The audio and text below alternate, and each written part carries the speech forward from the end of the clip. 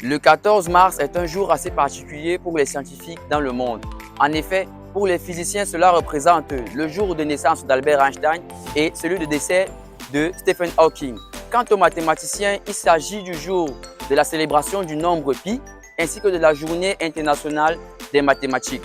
À cet effet, l'Association africaine de didactique des mathématiques ainsi que la Cameroon Mathematical Union ont uni leurs forces pour réaliser une série d'activités afin de promouvoir les mathématiques auprès des étudiants et auprès des élèves nombreux venus ce jour. Pour avoir plus d'éléments, suivez ce reportage.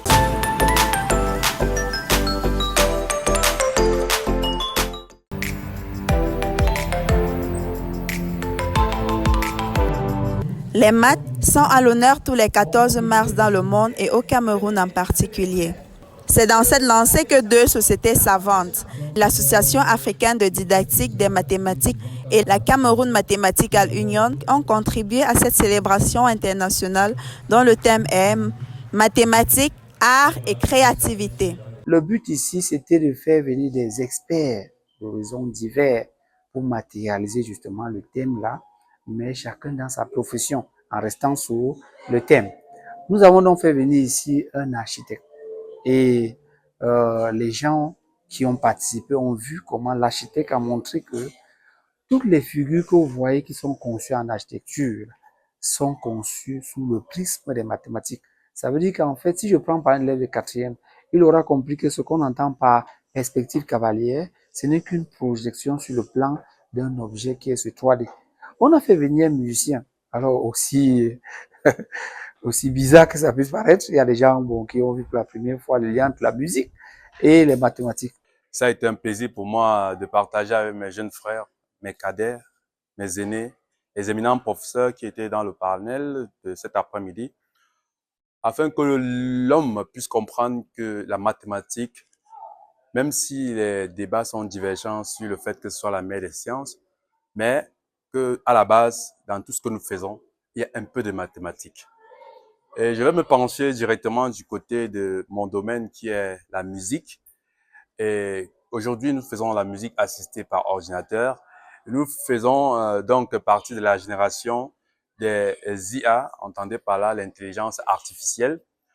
De plus en plus, nous allons utiliser des algorithmes ou alors des principes mathématiques pour à la fois normaliser la qualité du son, à la fois harmoniser les instruments, à la fois les masteriser. La deuxième partie de cette initiative consistait à tester le niveau de créativité des élèves, à juger leur capacité à concilier l'art et les mathématiques à travers plusieurs jeux et concours d'œuvres d'art. Nous l'avons fait comment? Nous avons demandé aux enfants, pour cette occasion, de faire, en relation bien entendu avec la thématique de l'année mathématiques, art et créativité, on leur a demandé de produire des œuvres d'art, mais pas seulement de produire des œuvres d'art, mais de justifier la présence des mathématiques dans leur création.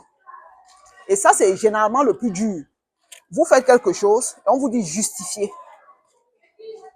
C'est le plus difficile et c'est ce qu'ils sont actuellement en train de faire.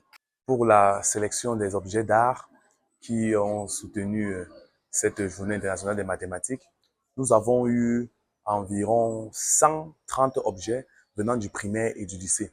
Je vais signaler ici qu'il a été très difficile de faire une sélection parce que les objets étaient autant beaux les uns que les autres et nous voyons le temps et les moyens que les enfants ont investis.